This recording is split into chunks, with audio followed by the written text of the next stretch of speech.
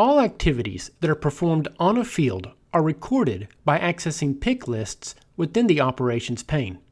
Remember that operations refer to the general activities that are performed on a farm or field. When an operation has been stored in Summit, we often refer to it as a saved event. Clicking on the arrow for Select an Operation will display a drop-down list of available operations. When we choose an operation from the pick list, a list of attributes for that operation will appear. Here we have chosen the planting operation, and it has displayed more specific categories attributed to planting, such as what crop will be planted, what is the purpose of this crop, what seed company and the accompanying hybrid or variety will be used, what seeding rate will be used, and so on. Note that either the field or some portion of the field must be selected in order to activate the pick lists. If the crosshatch pattern, which signifies a selected area, is not present, you will be unable to access the pick lists. The first time you access the Records section, you will only have the options of Blank and Manage Pick List appear. Because there are thousands upon thousands of records within the AgX database, we let you choose what reference data to load into the pick lists. For example, let's say that the main crops I will be working on are corn, wheat, soybeans, and cotton. Within the Crop pull-down menu, select Manage Pick List, and the Manage Pick List for Crop selection will appear. As I scroll through all of the crops within the system, you can see why we chose not to automatically populate the list with everything. Scrolling down to corn, I will single-click to highlight it as a selection. Then, click on cotton to highlight it. To deselect a highlighted choice, simply mouse-click the selection again, and it will be deselected. I will continue to scroll down and select soybeans, then wheat.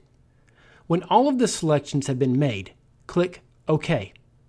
Now, when I open the pull-down list for crop, the choices for corn, cotton, wheat, and soybeans appear. If I wanted to remove one of the crops, say cotton, I would click on Manage Pick Lists, deselect cotton, and click OK. Now, cotton no longer appears within the list. For the first example, we will populate our records for an entire field. I have planted corn. The purpose of the corn is dry grain, so I will select dry grain from the pick list.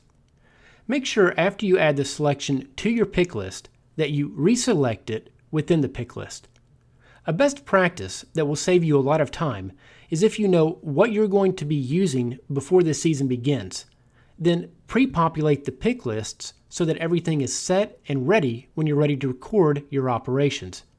You can always make adjustments to the pick list, adding or subtracting selections if need be, but having it set and ready will save time during the busy season.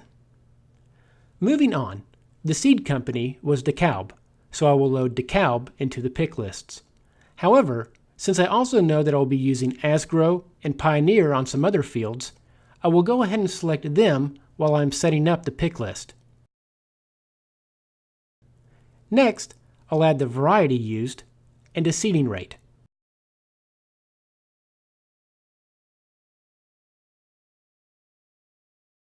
Notice that the numeric fields, such as seeding rates, do not have any choices within them. We will enter the number 32,000, and within the seeding units, click Add, and assign the seeding rate as seeds per acre. This is all we will record for this planting operation, so now we will hit the Save button. Summit will ask for a few additional pieces of information before committing the final save, and we will walk through these options in the following tutorial.